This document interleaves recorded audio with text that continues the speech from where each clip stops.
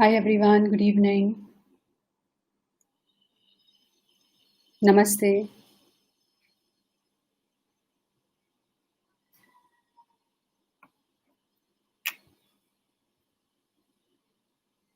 I just wanted to check if I am audible. Hi Pallavi. Hello Janvi ji. Namaste. Good evening. Pallavi, just wanted to check if I am audible and visible properly.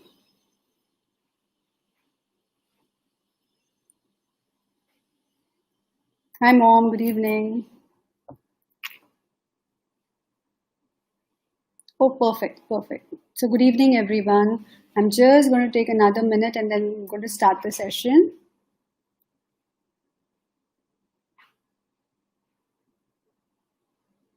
Hi Pooja. Good evening. So you've mentioned my name as Ekka.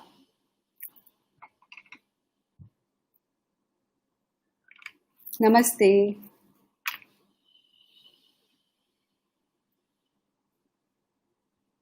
Oh, perfect, Pallavi. Thank you so much for the acknowledgement. I'm just waiting for a minute and then I'm going to start. Thanks, Pooja. Thank you for the compliment. I'm audible. Thanks. Great.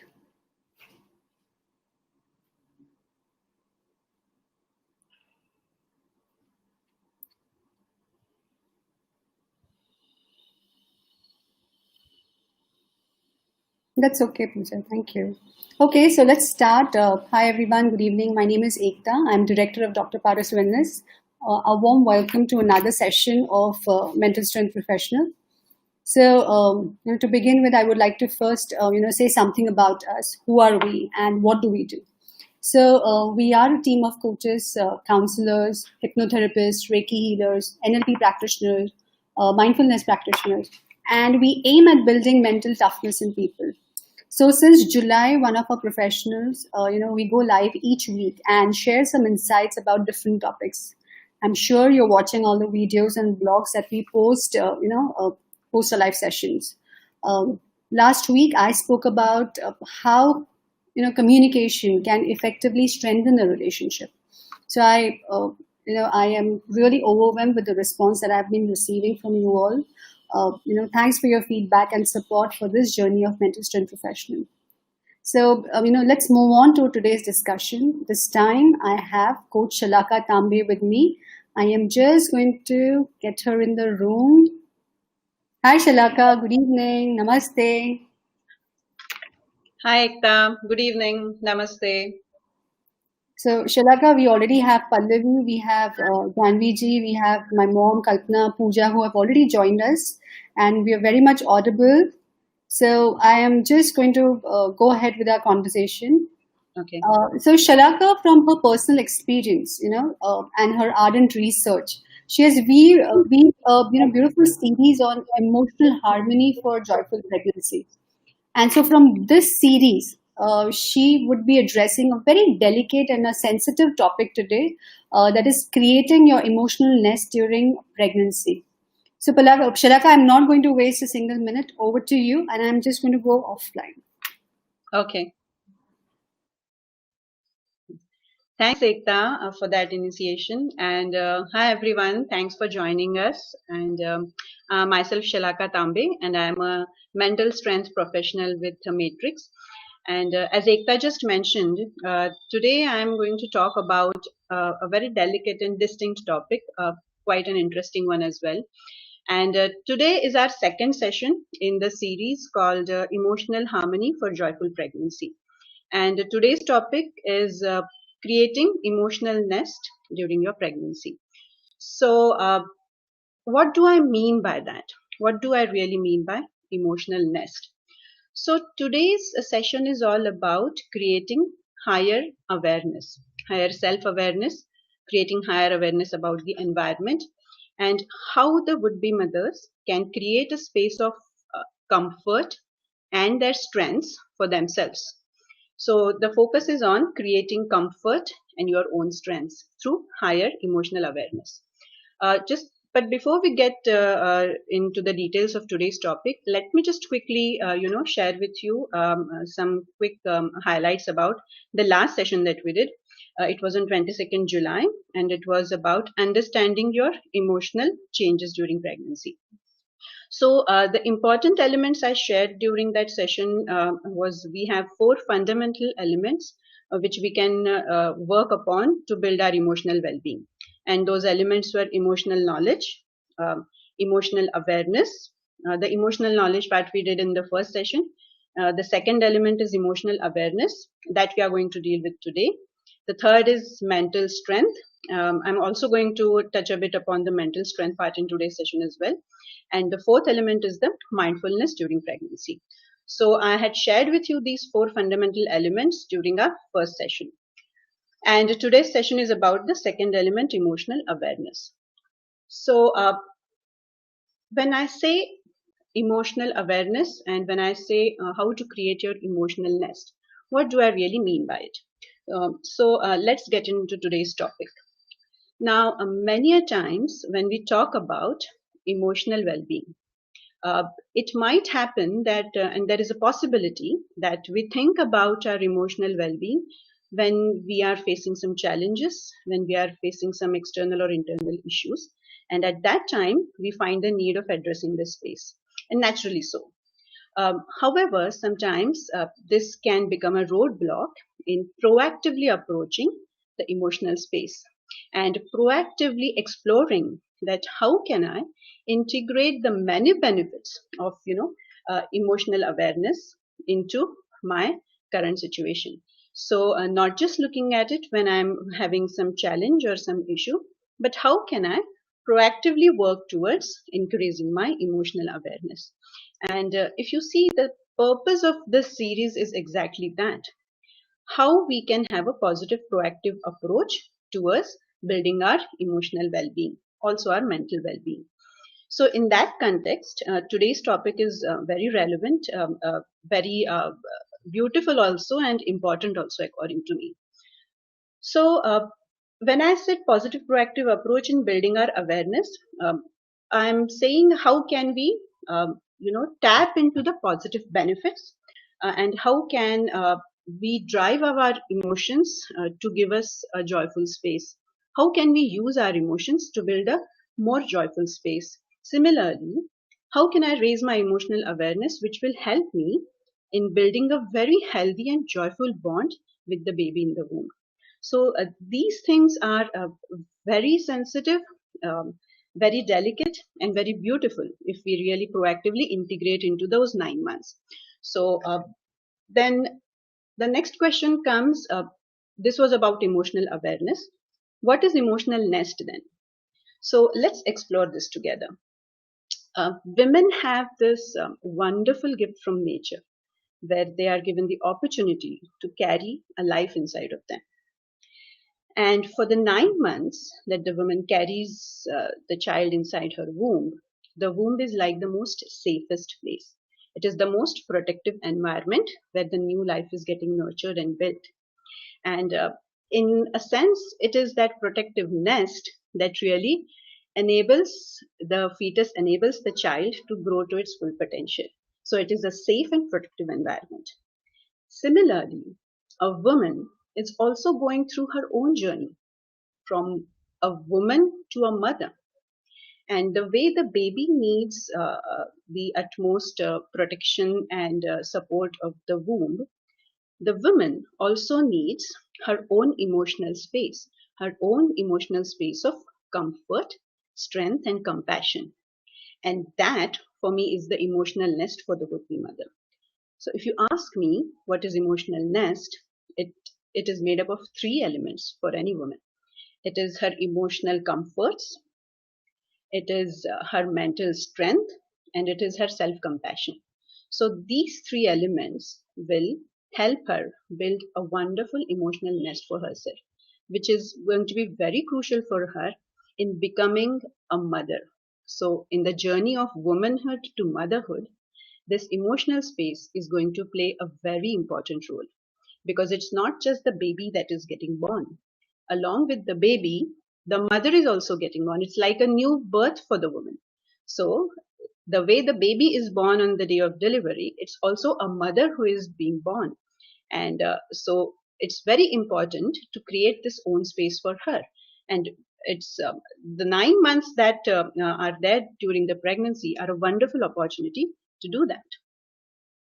So, as I said, the emotional nest is three elements: your emotional comforts, the self compassion, and the mental strength that you could build. So, let me just take a quick pause here and see if we have any comments. Would you like to come in, Ekta? Sure. Can you hear me? Yes, I can hear you. Just let me check. Okay. So far, we don't have questions, but you have Pallavi and Janviji saying hi to you. Okay. Hello, Pallavi. Hi, Janviji.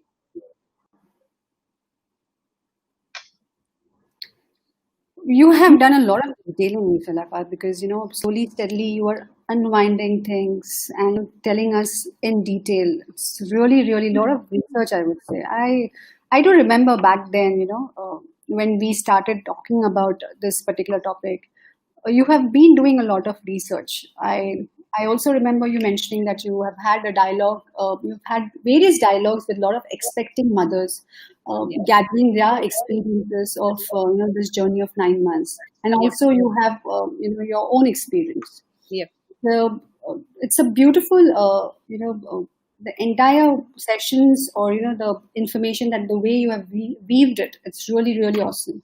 And especially in today's environment, where there is a lot of uncertainty and challenges, and how this lockdown, it has both positive as well as not so positive impact, Yep. on the experience of pregnancy. I would, request you to please share your insights and, tell us more about from your angle and from your research. And let's move on to today's discussion. Sure. Sure. Absolutely. So, Ekta, you rightly mentioned that I've been talking to a lot of expecting mothers who are in their journey of 9 months, having a lot of dialogue with them about their experience of 9 months, and they have been sharing with me quite interesting stories and their own personal experiences, and especially in today's current challenging environment. Where it's really a different, unique situation that everyone is in. Uh, they have been sharing with me both the upsides and the not so good impact of all this situation. Uh, Two of the most prominent positive impacts, you may say, that they have observed about the lockdown, how it has impacted. Uh, One of the first good things they have shared with me is how they are getting more time with their partners because of this lockdown, because everyone is working from home and they are having a greater opportunity to just speak with their partners, be with them. The partners are getting an opportunity to witness their journey from closely and have some more time with them. So that's definitely a plus for them. For the working women, what they have shared is this lockdown has also given them a physically conducive environment. And what they mean by that is they don't have to worry about the commutes. They don't have to worry about the challenges that the long commutes pose. So they are able to get adequate rest. They are able to structure their day as per their rhythms. So these are definitely some of the positive impacts that this whole lockdown has had. Along with that, there is also an anxiety, especially from the third trimester, when they are getting into more anxious thoughts about how am I going to deal with the period of post delivery, because that's the time when they are thinking that they will be exposed more to the external environment.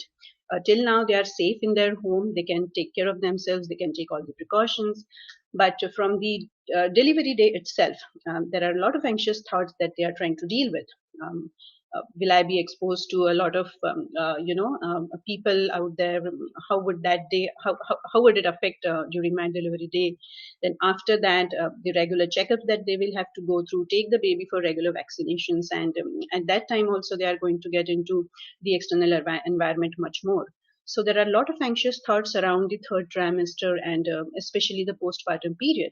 A few weeks just few weeks after the delivery. So there's been a mixed emotion. There is a mixed bag of emotions that they are dealing with, along with the natural and regular emotional, roller coaster ride that they go through. This environment has also brought in these unseen and unthought of circumstances, so that there are a lot of anxious thoughts around it. So then, what can we really do to create an environment for ourselves? Create an environment within ourselves, within our home, which will help us to navigate through these challenging circumstances with much more confidence. So, what can we do about that? Now, the first thing we discussed in our first session was how can you raise your emotional knowledge? But that's the first step. Beyond that, what can I do to create a more conducive environment for myself, emotionally as well as mentally? So, here the need is to address the emotional space in a proper way. So if you ask me, there are four areas in emotional space which you can work upon, which you need to put your attention into, and you can really build on it and really benefit a lot from it by being proactive about it and tapping into those benefits. So I'm going to move into those four areas now. So the first area is giving yourself the permission to feel all the emotions you feel. Now, this statement might feel, a bit light or, a bit easy to do. But this is the first most important step towards building higher emotional awareness. Most of the times, what happens is, knowingly and unknowingly, we ourselves have either given the permission to feel something or not given the permission to ourselves to feel something. So, first and foremost, women need to allow themselves to feel every emotion that surfaces, whatever it might be. And social and cultural conditioning may put pressure on us, and even our own internal thoughts, even our own internal beliefs will tell us to pay more attention towards certain feelings and ignore certain emotions. And that's how the whole construct has been up till today, and that's why that would be our natural response.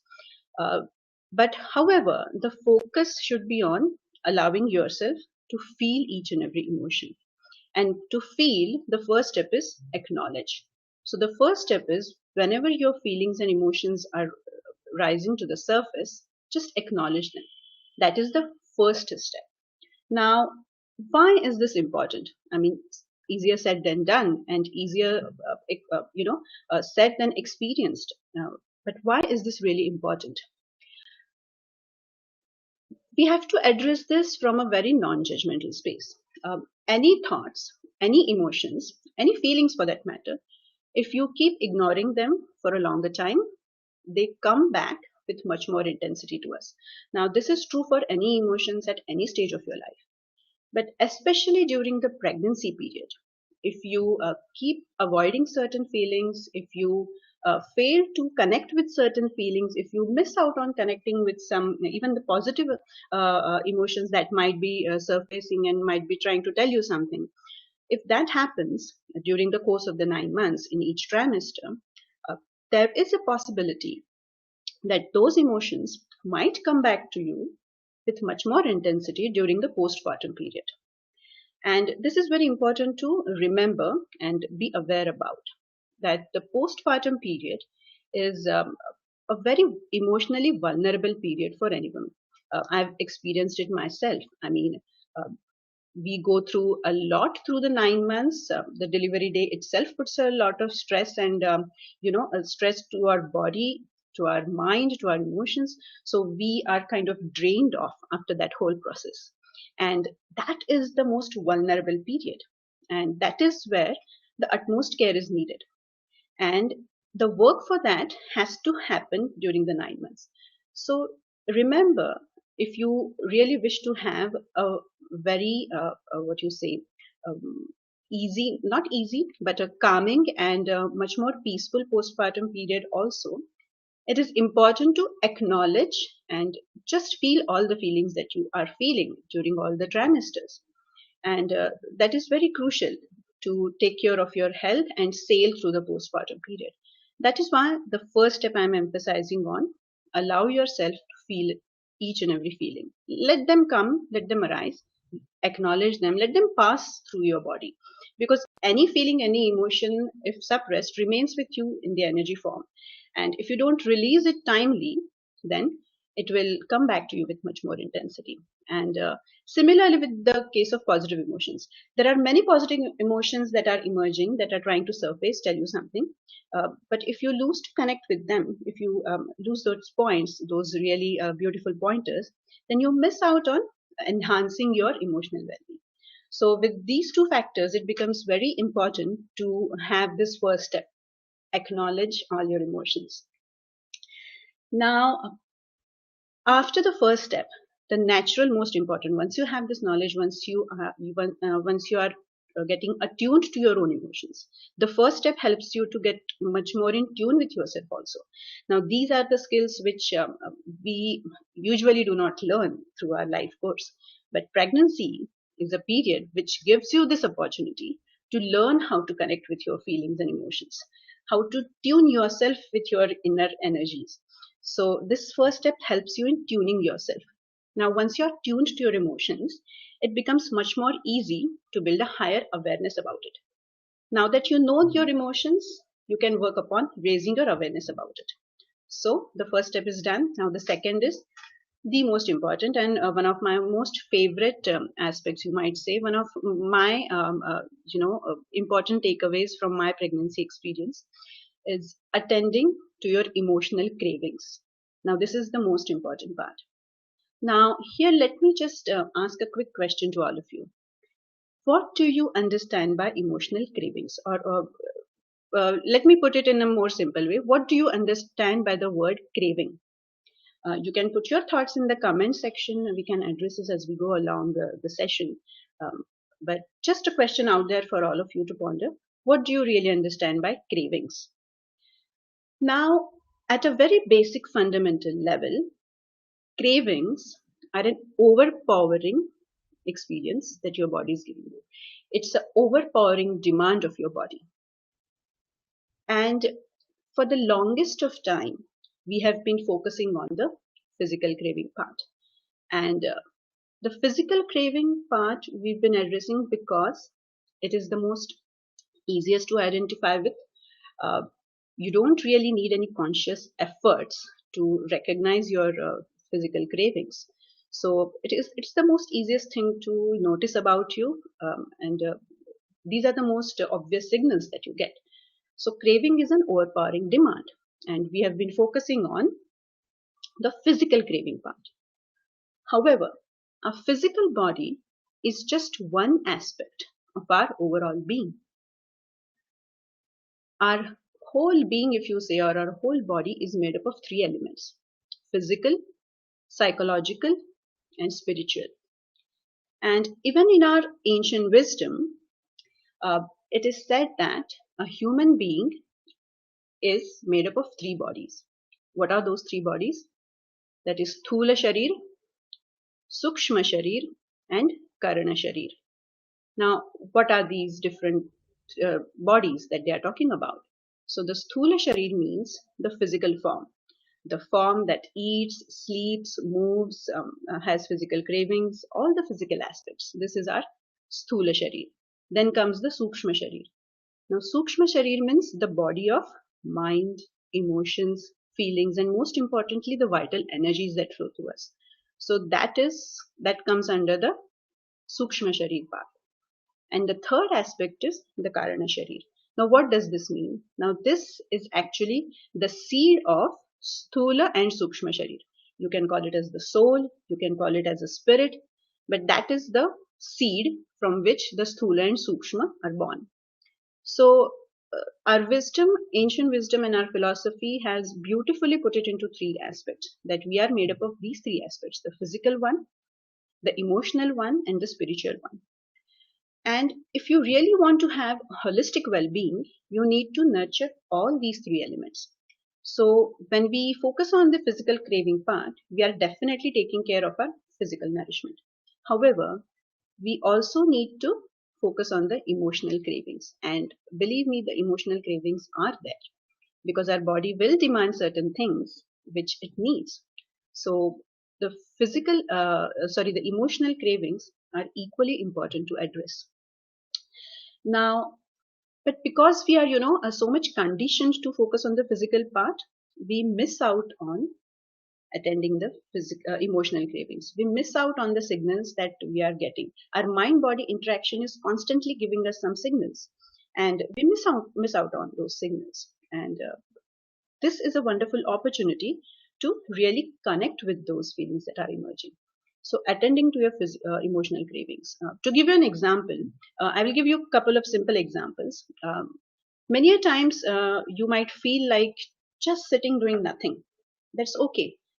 Just listen to what your body is saying. It's possible that your body, and it might be inferring as the fetus, it just needs a peaceful time. So peace is one feeling, one emotion that is coming as a signal that the body wants to experience.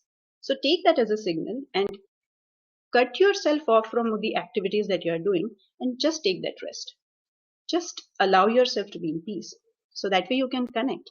Similarly, many a times you just sometimes feel like listening to some music. Now music actually has a calming effect on you, and the energies that flow when you are listening to music create a very wonderful vibration, and that's what your body is needing. So understand the signal behind it, and do not really postpone those things. Do them, integrate them in your life. Similarly, reading books or whatever cravings you are getting, these are beyond physical. So just connect with them. Now these are some simple examples. There are some deep experiences that women also go through, and it gives them for no reason you might even experience a smile on your face. So these things are not just for no reason. You are constantly getting signals from inside. So when you start paying attention and when you start noticing, even paying attention sounds a lot of work, but when you start noticing them, it becomes much more easier to connect with them. And this is how you raise your emotional awareness. And by raising your emotional awareness, it becomes easy to attend your emotional cravings. So this, according to me, is the crux of your emotional space, your emotional cravings, and how you really address them. So maybe I'll just take a few minutes pause here. And Ekta, would you like to just come in and share if you have any comments? I'm right there. Hi. Hi. So it is going very beautifully. The way you are taking us through the journey, it's awesome. There's a lot of information that you're giving. So let the audience know that, all of this information that Shalaka has been sharing, it is also going to be available in the form of a blog, which would be available on our website. And it would be shared with you guys. Tomorrow the blog would be shared, and you can anytime, read it, and if you have any queries or questions, you can always write it to us, because our email address is there right on the screen. It is info@mentalstrengthprofessional.com. So Shalaka, we also have Surekha who has joined us. Hi Surekha. Hello, Surekha. Thanks for joining. So Surekha has, she answered your question because you asked about craving. So she did mention something. Would you like to have a read? Yeah. Can you just let me know? I'm not getting it in my chat view here. Sure. So Surekha did mention about craving being the urge or to do something. So Absolutely. beautiful, yeah. Beautiful. Absolutely correct. It's an urge. It's an urge that your body is telling you. It's a signal that you are receiving in the form of an urge. And when there is an urge, especially during these 9 months, you need to address it. I mean, And she's wow. also complimented that the session is going wonderful. So all kudos to you. Thanks, Surekha. Thanks for those wonderful feedback. Yeah. Shalaka, while you were taking us through your own personal experience, and you were talking about the 9-month journey, I literally had goosebumps. As you shared about the vulnerable space and pain a woman experienced during all those 9 months, and most important when they're about to deliver, or even the postpartum period. This is something which is I literally had goosebumps. No, I can't explain it in words. I am falling short of words here, because I know it's just not the physical care, but it is also the emotional care, which Yes. is, It is needed. It is of most important.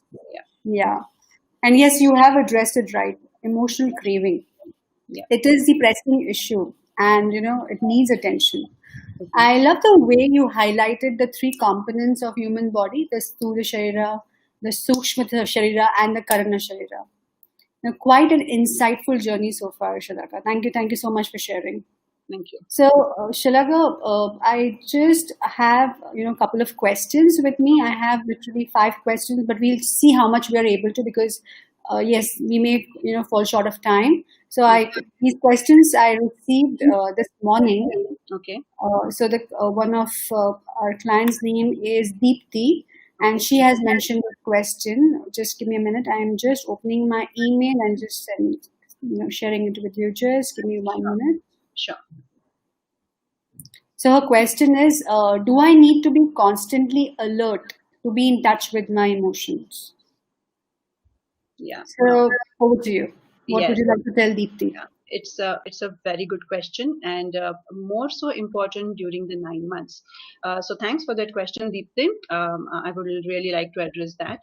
Now, when we say you need to better connect with something and you need to build better connection, obviously our first thoughts are to be more attentive, to be more focused. If it's a person that you want to connect to, you naturally want to be more attentive to what the person is saying, how I can connect better with the other, so and be more focused. So, and naturally, this is one of the ways to connect better.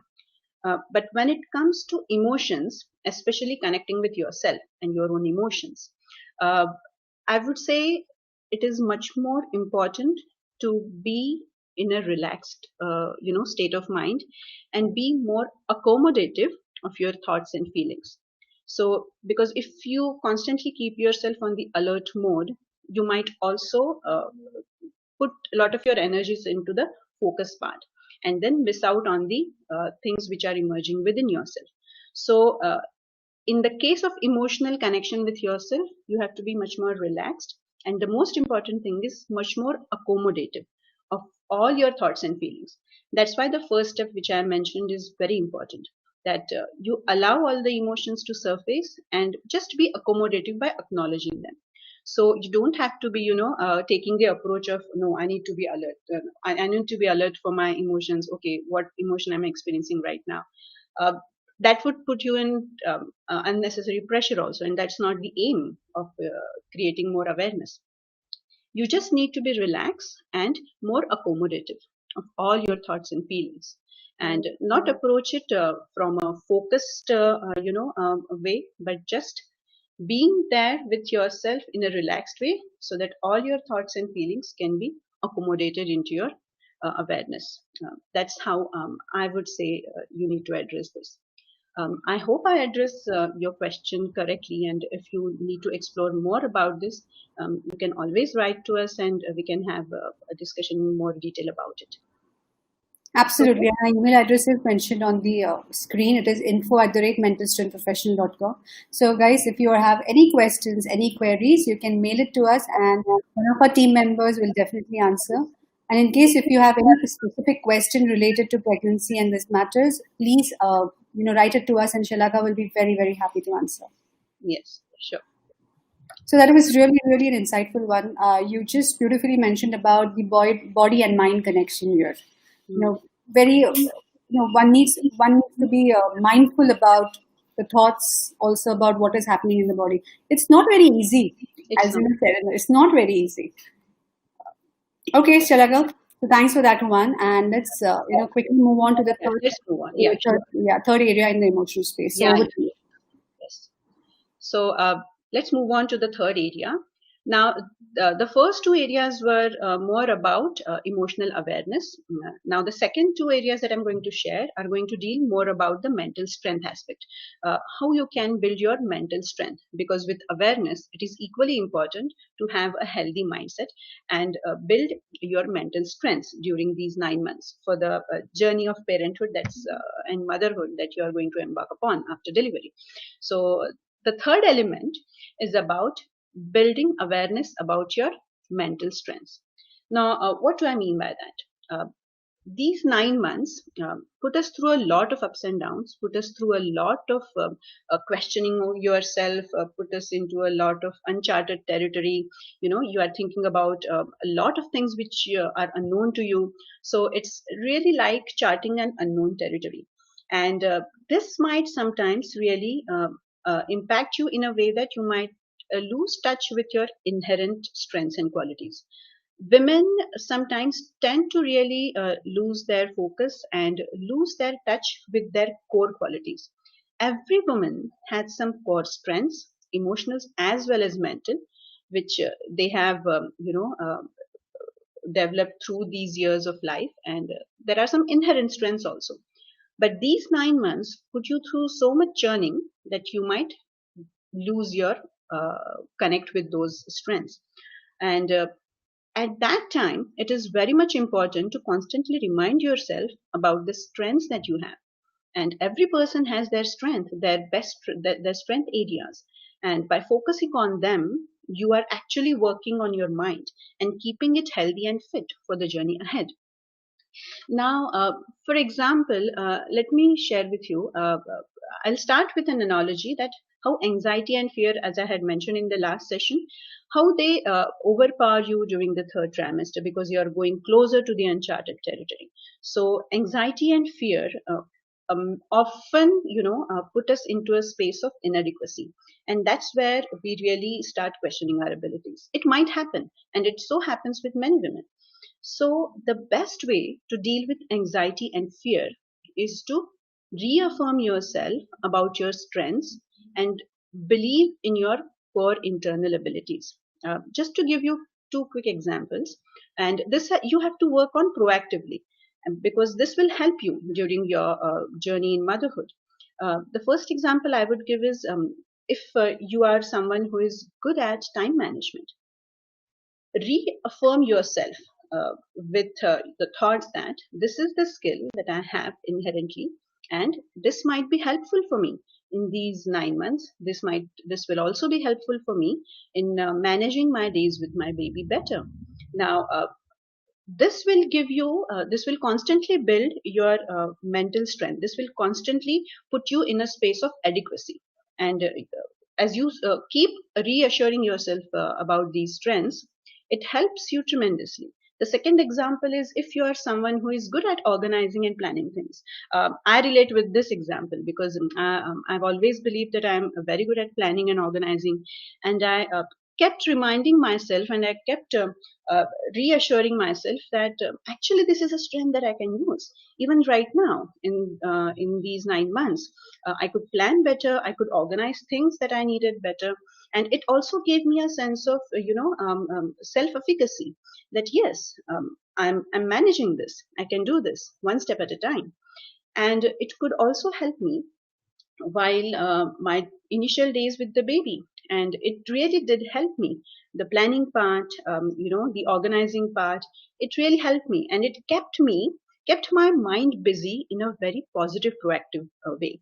Rather than worrying about how I'm going to do it, my mind was constantly engaged in positive proactive approach. So consciously building on your strength and reminding yourself you already have many strengths, so constantly remind yourself of those strengths, and believe me, your confidence level when you enter the period post delivery, you will really find it amazing that yes, I'm in a much better mental space where I can nourish my mind also and keep it more focused and positive.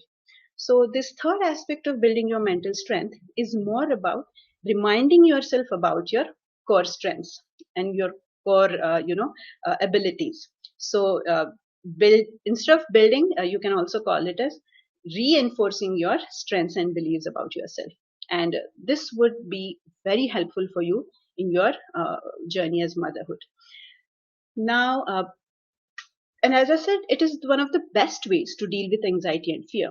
When you think, when you nourish your mind, your thoughts in positive way, you are much better placed to deal with anxiety and fear. Now, the last element is again related to your mental strength, how you are going to condition your mind, and that is avoiding the trap of self-critique. Now, this is also one of the most important ones. because many a times we women, question ourselves a lot. I believe somewhere in every woman there is a trait of perfectionist, and especially when she is going to become a mother, she wants to do everything right, everything perfect for the baby. The natural instinct is so strong that it sometimes gets converted into the perfectionist trait, and all we women have that trait somewhere or the other, and that gets really amplified. But it's a space which can also put you under a lot of pressure, and then we start comparing ourselves with other mothers who are in this journey. Start comparing ourselves with our peers who are also going through their journey of 9 months, and it might then trigger an internal dialogue where you are questioning yourself, you are comparing yourself, and many a times we do not talk about these things openly. We don't share about this with our families and our partners quite easily. It's just a form of internal dialogue that goes on, and it then really puts you in the trap of self critique. And self critique is not just criticizing, it's also self judgment. You start judging yourself on many things that you are either doing or not doing. So you start judging yourself, comparing yourself, and that's where the trap is. Uh, so you have to just remember, each and every woman is wonderfully placed to handle her own pregnancy with her own emotional awareness, with her own mental strength. So I'm sufficient and adequate enough that I can have my own journey, my own path in my own way. And this would help in, avoiding that self critique part. Because it is so much very important to believe in yourself more rather than comparing your abilities with someone else.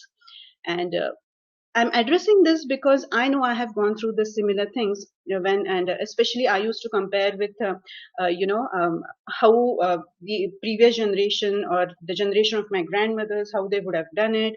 Maybe they were so much better at this. Am I really going to be that good at it? And these were all internal dialogues. I never really spoke about it with anyone. I never really made a conscious effort. And then I realized this is really something which is not good for me, and that's when I realized this is a trap, a self-critique trap. And all the other points helped me to get out of it and focus on my own journey. So this self-critique trap, the best thing is you just avoid it and just have no place for it in your mind. So avoiding the trap of self-critique is extremely important. Now, I have shared with you these four elements. The first one is allowing yourself, giving yourself permission to feel all each and every feeling that you are having. Then, attending to your emotional craving. Then the third I said was how you can build your own mental strength, and the last one was self critique, avoiding this trap of self critique. Now, the first two address the emotional awareness part. The second two elements address the mental strength, how you can build your mental strength. So, if you really focus on these things in a positive, proactive way, this is your emotional nest. This is a space you are creating for yourself, which is full of self care, full of compassion, full of confidence. And you can just sail through your journey beautifully. And that's what I really wish for every woman out there, that you could experience each and every day of your pregnancy to the fullest, in full joy, in complete calmness and peace. So that's really the purpose of this series. So yes, over to you, Ekta. This was from me for today. That was really, really insightful one, Shalaka. We are moving on towards the closure of our session, and yes, it is already we are 15 minutes late already. Okay. It's a power pack session with. I would want to appreciate this. It's a power pack session with minutest areas covered, which can certainly serve as a guideline for all the expecting parents or couples, who are planning to embark their journey in the coming months or year. So I would not, there are many questions, Shalaka, but we are falling short of time. So I'll quickly move on to, I'll just pick up one question. There is, because this is an expecting mother and she Okay. has, given a question. Maybe what we can do is, Shalaka, we are falling short of time. So maybe we can write it back to her if you don't mind. Yeah, sure. We can Okay. do that. Yeah. So, we have a wonderful comment from Surekha. So you can definitely, can you read it? Yeah, I can read it. Well, this is Yeah. So thanks, Sureka, for your Absolutely. Thank you, Sarika, for that feedback and your insights on it. I'm happy you could, have some takeaways from it. All right, great. So thanks, Shilaka. A distinct topic, that addresses a very beautiful space in the journey of motherhood. So just a quick reminder to everyone, we have Carl Jung personality assessment, which is absolutely free until 15th of September 2020. And it is very much available on our website. It is www.psychometricassessments.com, assessments with an S. To schedule a session with Shalaka or any other mental strength professional, you can visit our website, which is www.mentalstrengthprofessional.com. Just give me 1 minute. Yeah. And if you want to connect with us, you can also reach us on our on a mobile number, a contact number, which is +91 is the country code, and the number is 8260 112233. It is also mentioned on the screen. And in case of any queries, you can always email it to us, and our email address is very much there, info@mentalstrengthprofessional.com. Yes, and as Ekta mentioned earlier, we are going to release a blog on this topic. We are going to release it tomorrow, and also there is a video about tips on how you can raise your awareness. So you can go through these resources, and you can sit back and be with those points much more. Thank you. Thank you so much, Shalaka. So thanks everyone for your time and patience. For more knowledge series and updates from our team, please follow us on our Facebook page and Insta handle Mental Strength Professional. You can alternately also subscribe to our YouTube channel, that is Dr. Paras.